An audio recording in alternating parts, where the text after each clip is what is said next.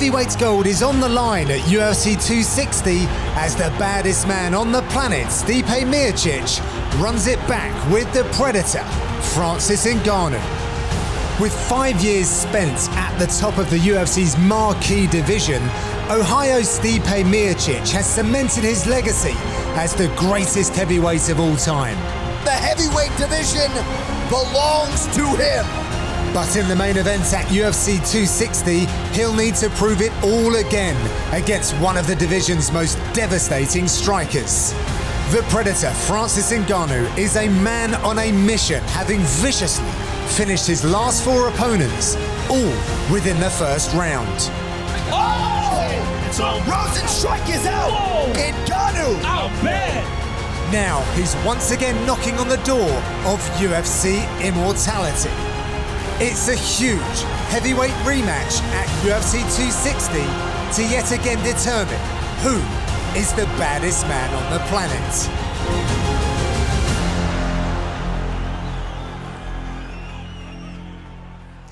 Hello and welcome to UFC Inside the Octagon. My name's John Gooden. Delighted to be joined by the man in the analyst chair today, top UFC heavyweight, Walt Harris. Walt, how you doing?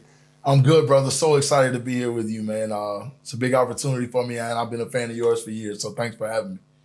I appreciate that. Well, look, there is no better man to be getting into this one. This is your division, UFC 260, Stipe Miocic versus Francis Ngannou. Yeah, two big guys. Now, we've been breaking this down off camera for a couple of days now, and your excitement levels have been infectious. So tell us how we can be as excited about this fight as you are. I mean, for me as a heavyweight, you know, the division's opening back up, you know, and this is a premier fight in the division. Everybody kind of want to see how this shakes out. You know, Stipe's well-rounded everywhere. Francis is dangerous at any point.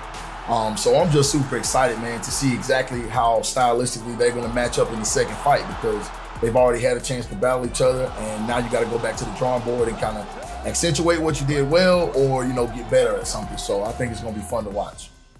Nice one. Well, I'm very excited about you peeling back all the layers in this fight, because there's a lot to discuss. But as we always do on Inside the Octagon, we're going to pull up the facts and stats, put these guys side by side, both of their massive frames, and there we have the champion, Stipe Miocic. Gotta be the greatest heavyweight of all time, with a ferocious challenge in the shape, the big shape of Francis Ngannou, the #1 contender. Physically, well, not a great deal difference on paper. I think that we'd all agree that Francis is just a very overwhelming man. Stipe Miocic, a very well-proportioned heavyweight. Would you agree with that? I would agree. I would agree. Stipe is more streamlined, and you know, the way he's built is for longevity, for the long haul of a 5-round fight. But Francis comes in more powerful, you know, and like we alluded to earlier, he can shut your lights out with one punch. So, I mean, this makes for an exciting matchup, man. I cannot wait. Right, well, as we go down through that board and we take a look at some of the factual information and the statistics as well, and one that leaps off the page for me regarding Stipe, most total strikes in heavyweight history in a single fight. That is insane. 361 against Mark Hunt. And by the way, that is the second biggest in UFC history across all of the divisions, only second to Max Holloway versus Calvin Kattar. I mean, what can you say about that, Walt? That's mind-blowing to me, that a guy that size was throwing that many punches against a guy as dangerous as Mark Hunt. I mean, that dude's throwing and chucking leather. So that means you got to be in there and waiting on some of those shots. And that just shows you how good Stipe really is, man. It's super impressive. And then coming back the other way, of course, Francis is just a devastating knockout artist. We see that he likes to get his work done quick. But one thing that we feel is going to be very important for this is that strike absorption rate. That is third best amongst active heavyweights. Why do you think that's going to be key in this one? I think it's going to be key because that's the main strategy for Stipe, is to wear him down, you know, to punch on him, to pot shot him, to get him into his favorable positions. And if Francis can avoid that and be there to land the big shots and be smart and pick his shots, man, it could be a long night for Stipe for sure. Nice. All right, well, let's get into the detailed stuff then, shall we? And I don't think there's a better place to start than with the first fight. That will lay the table for us and we can break it down from there. So give us your take on how it went down between Stipe and Francis when they first met. Well, in the first fight, I thought Stipe fought the perfect fight. He did everything he needed to do as far as his movement, his entries. I thought he acted his game plan 110%. As far as Francis went, I think he was in a situation where it was kind of overwhelming. I mean, you're getting a big title shot, pretty rapid, and he didn't go in there and perform like I know he wanted to, and like he believes he's going to perform in the next fight. So I can't, like I said, wait to see it, man. You know, it's stylistically perfect, man. I think it's a perfect time for it. Right, well, I guess the biggest question going into this, seeing that they have fought before, is how is Francis Ngannou different? How has he evolved in the time since they first met in 2016 to a point where he is now going to be able to get one up on Stipe Miocic? Of course, it's a heavyweight fight as well, and you guys can just get things done with one shot. We've seen it time over. But with that in mind, I got to think about that power of Francis Ngannou, but then we got to also reference back to that first encounter that they had back in 2016. How do you think he uses that power going into this fight? Well, I think he needs to be economical with it. He needs to do what I call use educated power. You know, and when I say that, I means be efficient with it. Francis is so big and powerful that he can put any man on the planet out with 50% of his actual power. He doesn't need to overextend and throw wild punches, because if he does, that's going to leave him susceptible to the takedown or even getting hit with a big counter shot. As you saw in the first fight, he would overextend, and Stipe would counter him with the right hand. You know, he dealt with it well, but you can't take too many of those shots over the course of a fight, you know, and expect to win. So I think for him, he needs to be economical and try to push and carry his power over into the later rounds. And if he can do that, he can be successful. The one thing that I see on his latest fight with Rosenstruik, however, was he didn't look very economical when he was coming through to finish that fight. What do you see in that? Because it did seem a little reckless for me. Well, my take on that is, you know, he believes in his power. And, you know, we alluded to it, you know, in the meetings that he doubles down on it. I would call it a quadruple down. I mean, once he goes and he lets his hands go, man, if he connects, it's lights out. And you saw that against Rosenstruik. He blitzed Rosenstruik, and it almost freezes guys. And if you freeze in front of Francis Ngannou, the chances of you waking up with a doctor in your face and a bright light are very high. So I think he needs to, you know, not necessarily go that crazy with Stipe, because Stipe is a very technical fighter and he can make you pay for those kind of mistakes. And I think Francis understands that. If you can look back at the first fight, he was very aggressive, and then he kind of started to dial it back and he started to connect with Stipe. So I think if he holds that principle throughout the fight, he'll be fine. But like I said, man, double down on that power for sure, man. If you can put a man out with one punch, do it. And can you talk about, from a fighter's perspective, when you feel like you're in a good position to be able to apply, like, double down or even quadruple down? Do you have a decent feeling when you can do that? Or is it a high probability, kind of high risk, low reward, or that kind of proportion? I believe, for me, I know when it's time to finish a fight. I believe, you know, when you land, I can feel it in my feet, to be honest. I'll hit a guy and I'll feel the power absorption from the punch go to my feet. And that's when I know he kind of dealt with it, you know, like I think he did. You know, I'll look at his face, I'll watch his eyes, I'll watch his reaction to the punch. And that kind of tells me where I need to go. And you know, like Francis, I mean, he honestly believes everything he throws, whether it's a jab or a right hand, if he connects, you're going to feel the effects of it. And I think that's a product of why he goes, you know, all out to finish fights. And it's exciting. I have a little counter for you, though, however, Walt. So when we looked at the first fights between Stipe and Francis, a statistic that presented itself was actually that Miocic has a 75% TKO or KO rate. And today, Francis Ngannou has a 73% TKO or KO rate. Both of them have 5 what I would call clean knockouts, where you just slept the guy. But is that something that you're surprised by? Because I don't think people often see Stipe in that mold necessarily. Yeah, I mean, it's a very surprising stat, actually, because, like you said, we picture Francis as this just behemoth of a man who just destroys everything in his path. And to hear that Stipe has a better percentage knockout-wise is kind of crazy, but it makes sense. You know, Stipe systematically breaks guys down, and they wilt under that pressure.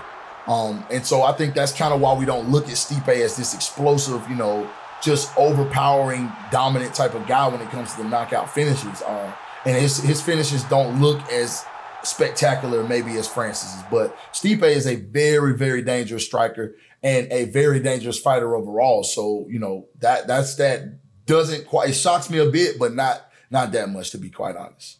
Well, something else that actually surprised me was the betting line for this one. And right now it has Francis Ngannou as a pretty decent favourite for this one against, you know, one of the greatest, if not the greatest heavyweights of all time. So, Walt, how does Stipe Miocic not become another statistic like the other four guys that Francis has just cleaned up in the first round?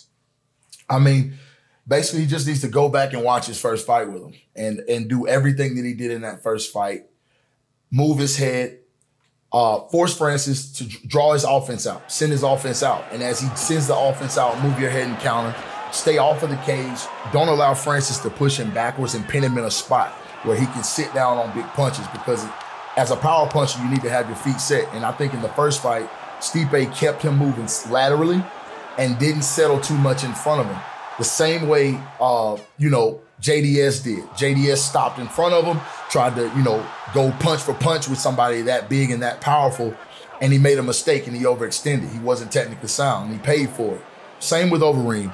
Overeem stopped his movement, tried to use head movement side to side and get into an exchange with Francis, and you just cannot do that. You cannot be overextended to one side or the other with him. You have to stay very technically sound with slight movements. That's how you avoid punches. It only takes about this much to actually avoid a punch. When you go to dipping at the waist and doing that boxing style, it doesn't go well in MMA. You're going to either get hit with a knee, you're going to get hit with an uppercut. And as you saw against Overeem, that's what Francis used to put him out. So I think Stipe needs to keep doing what he did in the first fight, stay very technically sound. You can't trade. You can't stand in the middle, and you can't take shot for shot. You can't trade shot for shot with Francis. He's going to have to wear him down. He's going to have to use lateral movement and angles to offset the initial rush of Francis. Francis likes to throw looping punches. That is the exact, like I said yesterday to you, when you see a looping punch come around, it's a lot easier to deal with. You can avoid it. And in the first fight, that's exactly what he did. He would act like he's going to freeze and wait, and as Francis went to commit and get overextend, he would move his head and pivot out and get back to the center of the octagon and try to keep Francis moving backwards. And you know, that helps him set up his takedowns as well. So I think that's going to be a key for him in this fight. And if he sticks to that game plan, he'll be fine. The champ has one of the highest fight IQs in the game. Great camp, Marcus Marinelli, heading that one up. Looking forward to this. There's plenty more for us to talk about. Walt, we're going to take a break now. So we'll see you guys on the other side.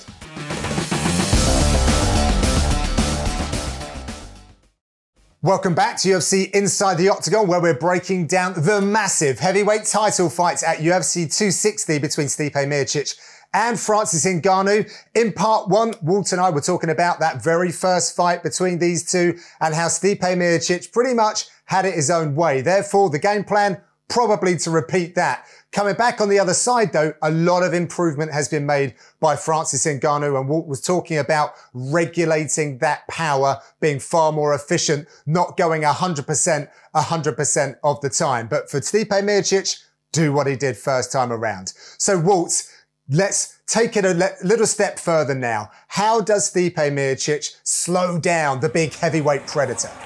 He needs to initiate the clinch.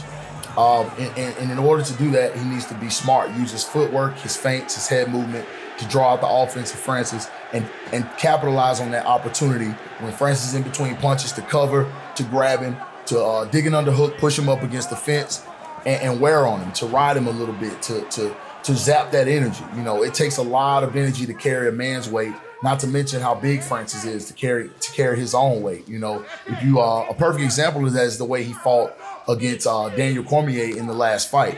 He would exchange with him, but when he saw his opportunity to enter into those clinches, he would do it. And he would ride Daniel and push Daniel around and try to keep Daniel pinned up against the fence. I think that eventually zapped Daniel to the point that when Stipe got ready to throw punches and attack, Daniel couldn't withstand it, you know. So I think that's going to be the initial game plan he has to go into this fight with. And then Stipe's so smart, he can make adjustments on the fly. You know, he's a very cerebral fighter, but that needs to be the start of how he approaches beating Francis Ngannou. Same way he fought him in the first fight.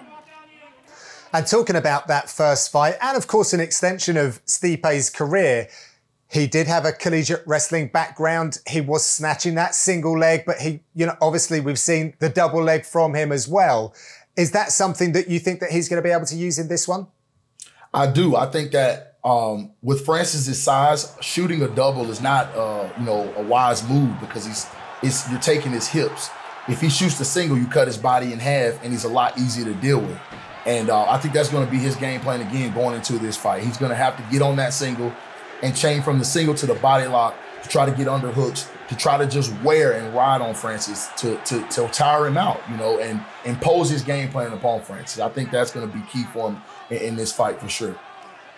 And coming back the other way then with the challenger, Francis Ngannou has obviously improved in the 5 years since they first met. And I'm sure, and actually I know because you've got some inside information on this, which we'll come on to in just a moment, but he will obviously be looking to improve his wrestling, his grappling, his finishing ability on the ground as well. But what have we seen from him in the last 5 years? And perhaps if we haven't seen something directly, what does Francis need to do and exhibit that will stop Miocic having his way with him like he did in the first fights?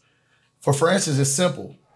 No looping wide shots. Don't give Stipe access to your hips. If you're off balance, that's an easy opportunity to get taken down.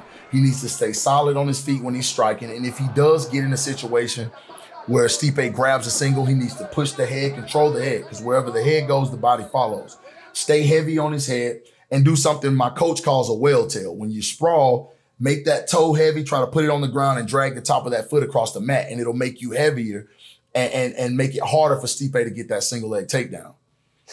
Nice one. Well, I've got a couple of questions for you as well, because the evolution of Francis Ngannou is just breathtaking. I think it was 5 years that he had started training in mixed martial arts before he got to the title. I say before, like that is an unbelievable progression, right?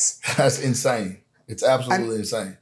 I mean, most people, they've got to at least be putting in sort of 10 years of work. But I think what's exciting about this from a fan's perspective is the fact that he got that far so quickly. And okay, it didn't work out for him, but when you're on the climb like that, surely you're a bit more of a sponge, and we should be seeing bigger advances in Francis's game because he's got so much room to make up than perhaps we would do from someone like Stipe Miocic, who has been at the highest level for an extended period of time. Yeah, you're 100% right. I think that first opportunity he got, he was so green. I think the moment got to him a bit. And with rematches, man, you always have a real live time look to go back and see what you did wrong, get in the gym and actually work on it. And the man's had 5 extra years to prepare for Stipe. And, you know, I've had an opportunity to work closely with him and his coach, Eric Nixick. I'm very close with his coach. So I've seen how they trained him. You know, it's really, really wrestling oriented. And, you know, I think that that's going to be a big key for him is having the conditioning to deal with the up and down of a fight with a person like Stipe, because 1 minute he could be in your face punching you, the next minute he could be on your hips, the next minute you can be working up to get off your back. So I think that that's the way they have trained Francis. That's the direction that they have pushed him because they ultimately want to be the champion. And I think it's a very smart approach. You know, having been in there and trained with him myself, I can attest to you that he is a very hard man to take down. He is a big guy. You know, people say I'm big. That man makes me look small. You know what I mean? So I'm just excited about this fight, man. It's just one of those things that as a fan, you know, not only a fighter, I'm a fan first. And it's one of those ones when they announced it, I was going crazy for a multitude of reasons. But the main reason being the stylistic matchup and just having a firsthand look at Francis over the last 5 years. And I think I picked up on Francis' own YouTube channel, and Coach Eric was talking about this. Every single fight camp, they've given kind of a percentage of his preparation towards Stipe Miocic. Is that something that you discovered when you were there with them? Yes, I did. We wrestled a lot. It was overwhelming, honestly, the first time I went in there, because I was like, wow, this is I'm in there with 8 other big heavyweights and we're wrestling like 155ers, and it's constant. And I knew he had a fight coming up, and I'm thinking, he's fighting a striker. Like, why are they wrestling so much? And then it started to click to me. They were really waiting for that. They knew that opportunity was going to come back down the pipeline. And I believe during that time I was out, Stipe was injured. So there was talks of him getting a chance to fight for a vacant belt, and it was a lot of stuff going on at that time. So yeah. I think that it was very smart of Eric to approach the game plan that way, because wrestling ultimately increases your cardio and makes your striking that much better. So if you think 5 years he didn't get better at wrestling, he got better at striking as well. You know what I mean? So that's a scary proposition. I think that's probably why he's coming in as a favorite in this fight. And talk about the mental attitude as well, because you were alluding to the fact that he was very green when they first met. The only thing that concerns me is he's been so focused on having this opportunity at the title again. He feels like it's 2 years too late. Is there a risk that he comes in a little bit too emotional to this one and wants to get his work done a little bit quick? There could be, but seeing all that he's been through to get to this point and actually getting a second opportunity, I don't think he's going to be too emotional. I think he's going to stick to the game plan, because Eric Nixie is one of the best MMA coaches in the game, not only tactically, but about what's going on in between your ears. And I know his relationship with Francis is very close, and he talks to Francis about these types of things. So I think he'll be mentally right where he needs to be. He'll be motivated for the right reasons instead of the wrong ones. And last one from me, and it's about the weights, because I was going back through Francis's, the tail of the tapes of his fights. When he fought Stipe first time around, he nearly tipped the scales. I think he was like 263. And then we've seen him come in some of his fights are like 260. Where do you think he's going to sit, and why do you think he's going to opt to hit a certain weight? If I had to take a guess, I think Francis is going to try to come in closer to 255. For the mere fact of, what he dealt with the first time with Stipe, the conditioning aspect of it, and training as hard as he is, his weight has no other option but to go down.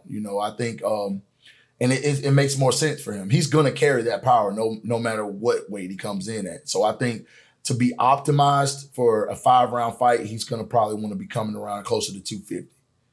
Okay. Nice one. Well, I've very much enjoyed this. This has been a fun one to break down with you. Thank you very much for your insights. Well, it goes down at UFC 260 for the heavyweight championship of the world, and of course, the moniker of baddest man on the planet. Keep the conversation going using the hashtag InsideTheOctagon, tweets at UFC Europe, and we'll see you at the next pay-per-view.